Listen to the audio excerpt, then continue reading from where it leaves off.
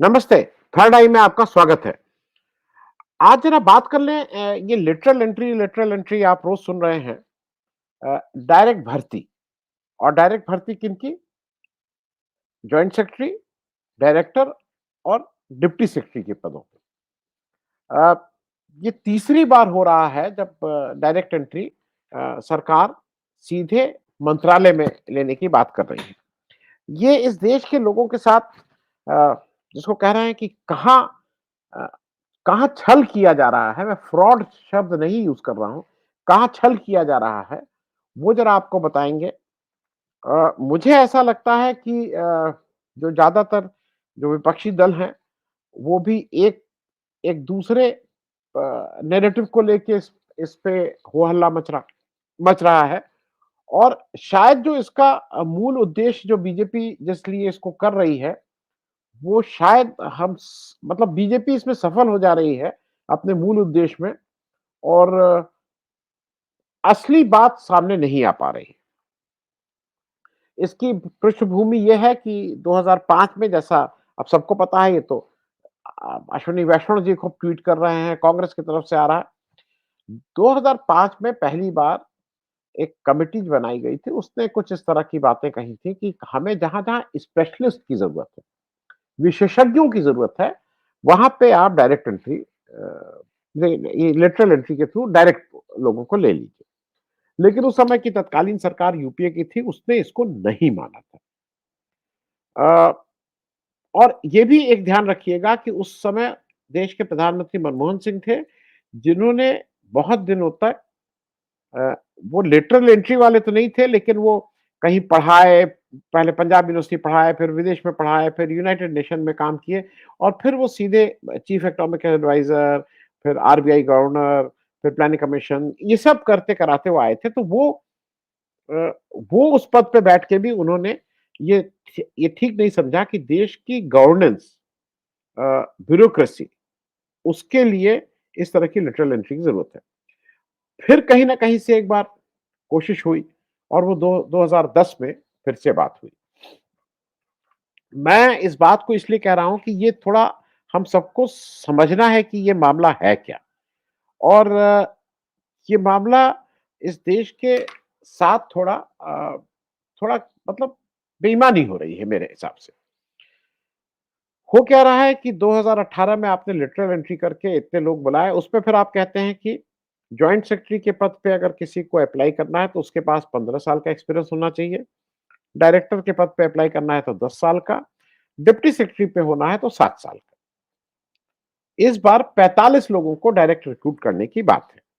2018 में आपने 9 लोगों को रिक्रूट किया था, 2021 में आपने 31 लोगों को रिक्रूट किया था सीधे मंत्रालय के लिए। अब एक तो बात ये है कि मेरिट की बात है।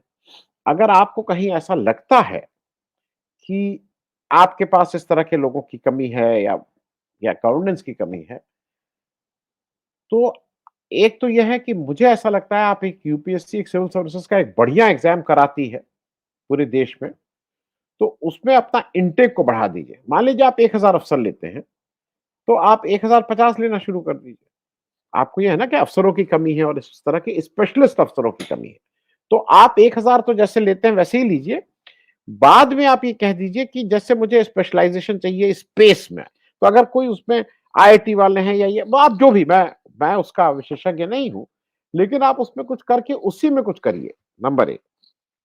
नंबर 2 राहुल गांधी जी हों, तेजस्वी यादव हों, इन सब लोगों का एक उचित और वो बात उचित है, क्योंकि राहुल गांधी उस बात को उठा रहे हैं, तो मैं उस बात को इनकार नहीं कर रहा हूँ। बात ये है कि राहुल गांधी का कहना ये है कि भई आप ये जो 45 लोगों को अभी आप लेने की बात कर रहे हैं, जिसका एड आपने निकाला है, इसमें कोई रिज़र्वेशन नहीं है। इसमें आप अ, कहीं कोई जैसा जैसा है ना कि अगर आप कोई नॉर्मल करते हैं तो भई साढ़े 22% एससी-एसटी रिज़र्वेशन होता है, बैकवर्ड का रिज़र्वेशन आप ये सब बिल्कुल किनारे कर दिए। अब आपका जिसका मन होगा आप उसको ले लेंगे और पास्ट रिकॉर्ड में ये देखा गया है कि आप इसमें एससी-एसटी और ओबीसी को नहीं लेते हैं। क्योंकि राहुल गांधी ने जब आपसे पूछा तो उसका जवाब कोई नहीं दिया अभी तक कि इस देश के जो सचिव थे, केंद्रीय सचिव, उसमें शायद 98 या 96 में 2 केवल लोग इस वंचित वर्ग और दलित वर्ग से आते थे। बाकी सारे अपर कास्ट थे।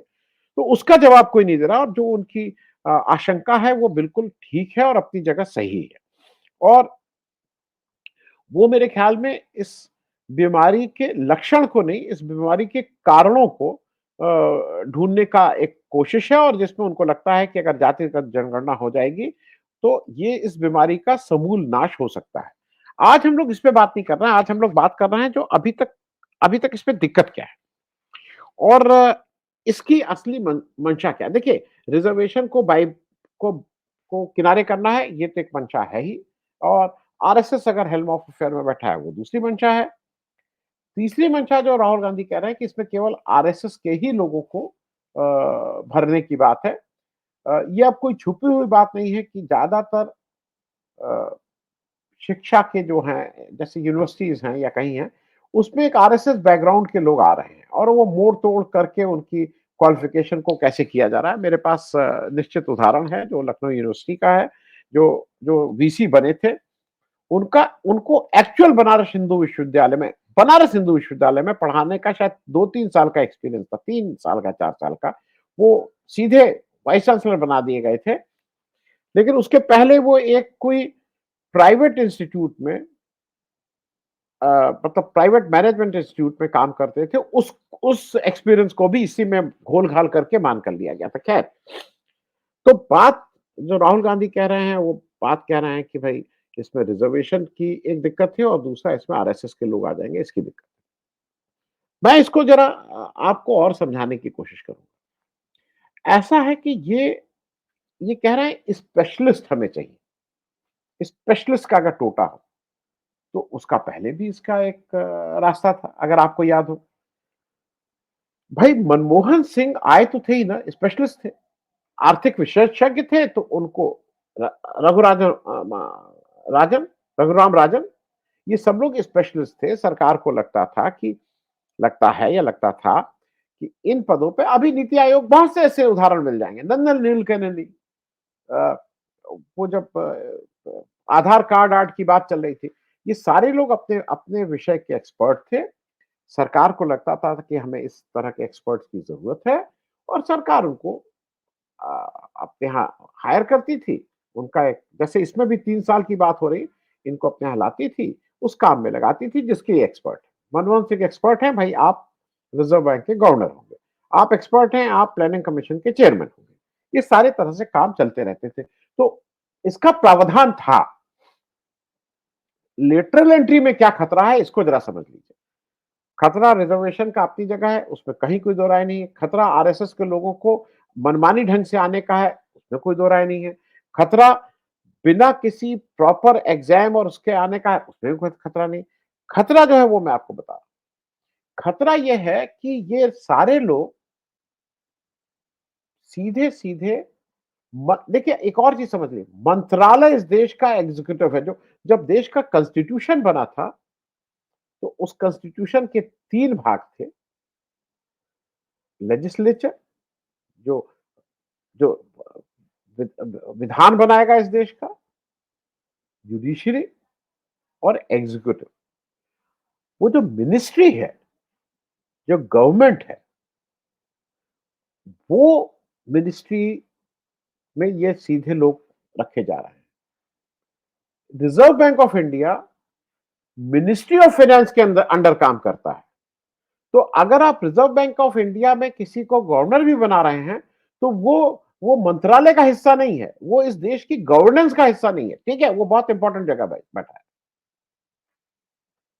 मैं अपनी बात को और ठीक कर दूं। सेबी का chairman is not part of ministry. Ministry इस देश को चलाने वाले लोग हैं। तो आपको अगर स्पेशलिस्ट लाना है तो आप बिल्कुल लाइए। आपको लगता है, किसी को भी लगता है भाई इस जगह आनी चाहिए, इस जगह ये है, ये बहुत टेक्निकल मामला है, आप गवर्नेंस में क्यों इन लोगों को लेके आ रहे हैं?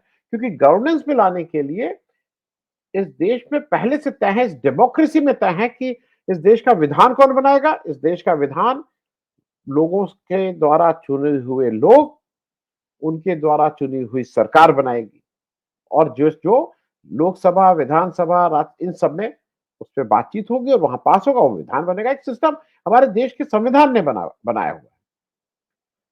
देश को चलाएँगे कैसे? वो गवर्नेंस मॉडल है, वो एक मिनिस्ट्री होगा, मंत्रालय ऐसे-ऐसे करेगा और इसीलिए एक चीज़ समझ लीजिए, मंत्रालय केंद्र में होता है, मंत्रालय राज्य में नहीं होता है। कैबिनेट हरदम राज्य में डिपार्टमेंट्स होते हैं, विभाग होते हैं, मंत्रालय नहीं होता है। मंत्रालय is at union. Federal system को ज़रा समझने की कोशिश करिएगा, मंत्रालय केंद्र में है, राज्य में विभाग है। तो इन लोग क्या कोशिश कर रहे हैं जो जो जो मेरे हिसाब से जो ज़्यादा बड़ा खतरा है, इन लोग मंत्रालय को कहीं डिस्टर्ब कर रहे हैं। इन लोग मंत्रालय में लोगों की को लाने की बात कर रहे हैं। इस बार 45 लोगों को मंत्रालय में लाया जाएगा जो joint secretary deputy secretary director level पे इंडक्ट किया जाएगा। ये स्पेशलिस्ट होने की जरूरत नहीं है। कह रहे हैं उसको उसको उसको उसकी पैकेजिंग ऐसे कर रहे हैं कि लोगों को भ्रमित हो जाए। ये लोगों को भरमाने का काम कर रहे हैं।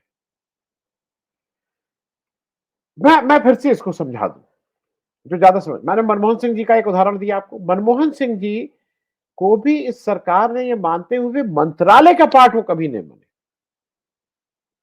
इसलिए नहीं बने कि उस पे हमारा कंट्रोल रहेगा। माधवी बुद्ध जी के ऊपर इतना बड़ा आरोप लगा है, लेकिन वो मंत्रालय का पार्ट नहीं है। उनको इस गवर्नमेंट ऑफ इंडिया ने सेबी के पद पे अपॉइंट किया है और इसलिए आज उनकी जवाबदेही भी लेना आसान है। मंत्रालय का पार्ट नहीं है। मेरी जो बार-बार दिक्कत है कि आप लेटरल एंट्री के थ्रू अपने गवर्नेंस के मॉडल को डिस्टर्ब कर रहे हैं जो बहुत ही खतरनाक है। ये उसी तरह से खतरनाक है कि जैसे आप मंत्रालय में चुने हुए प्रतिनिधियों की जगह जिसको आपका मन आता है कि ये इसको मैंने इनाम दिया, उसको वो मंत्रालय का पद देके आप राज्यसभा के थ्रू ले आते हैं। और उसकी क्वालिफिकेशन सिर्फ एक होनी चाहिए कि वो आपका वफादार हो। अपने काम आता हो चाहे नहीं आता हो, लोगों के बीच उसकी पकड़ हो ना हो, लोगों के का नुमाइंदगी करता हो ना करता हो, वो आपका वफादार हो, चाहे सही चाहे गलत पे वो ठप्पा लगाने को तैयार हो, तब आप उसको इस जगह ले आते हैं। उसी तरह से जब आप मिनिस्ट्री को डिस्टर्ब कर रहे हैं तो इसका खतरा ये है। आपको इतनी ज़रूरत है 45 लोगों की, मान लीजिए भाई आपको लगता है 45 लोगों के बिना आपका काम नहीं चल रहा है। 7 आपने उसमें जो कहा है कि अगर डिप्टी सेक्रेटरी के पद पे वो करना है तो 7 साल, डायरेक्टर 10 साल और जॉइंट सेक्रेटरी 15 साल। आप 7 साल के पद के लिए आप स्टेट सर्विसेज से क्यों नहीं अफसर ले रहे हैं जिनका 7 साल की नौकरी हो चुकी है? भाई स्टेट सर्विस का एक प्रोसेस के थ्रू आए हैं, पब्लिक सर्विस कमीशन के थ्रू या यू आप अपने ही यूपीएससी के आप दूसरे विभाग से क्यों नहीं लोग ले रहे हैं जो पहले से काम कर रहे हैं? आपको स्पेशलिस्ट चाहिए, आपको विभा आप उन्हीं लोगों को जो ऑलरेडी 7 साल से आपके क्लास 1 अफ़सर नहीं हैं, आपके क्लास 2 अफ़सर हैं, आपके यहाँ हैं, आपके मंत्रालय का पार्ट है, उनको आप प्रमोट कर दीजिए ना, कर दीजिए प्रमोट, 3 ही साल के लिए कर दीजिए। भाई अगर मान लीजिए आपने हायरार्की ये है कि ए, बी, सी, डी, ई मान लीजिए A, B, C, D, E 5 categories of hierarchy आपकी सर अफ़सरों की है।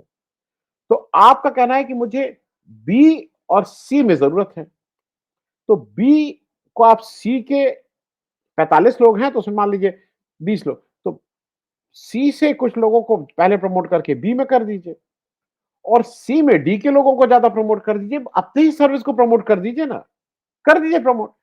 भाई ये होता भी आया है। पहले उत्तर प्रदेश या कहीं भी स्टेट में एक आईजी होता था, आईजी पुलिस। फिर ज़ोन में आईजी आईजी होने लगे। अब ज़ोन वाले एडीजीपी एडिशनल डायरेक्टर जनरल भी होने लगे। तो आज आज डीजीपी एक होता था, आज डीजीपी दर्जनों होते हैं। DGP fire, DGP home, DGP rules, DG मालूम नहीं क्या-क्या डीजीपी मालूम नहीं क्या-क्या डीजीपी। तो मेरा सिर्फ कहना ये है कि मंत्रालय के इनके साथ अगर आप खिलवाड़ कर रहे हैं, वो देश के गवर्नेंस मॉडल को कहीं न कहीं अफेक्ट कर रहा है। क्योंकि ये सारे लोग जब जब किसी एक यूपीएससी के थ्रू आते हैं तो उसका एक जो वो कितना है और कितना नहीं है मैं उस पे नहीं जा रहा हूँ।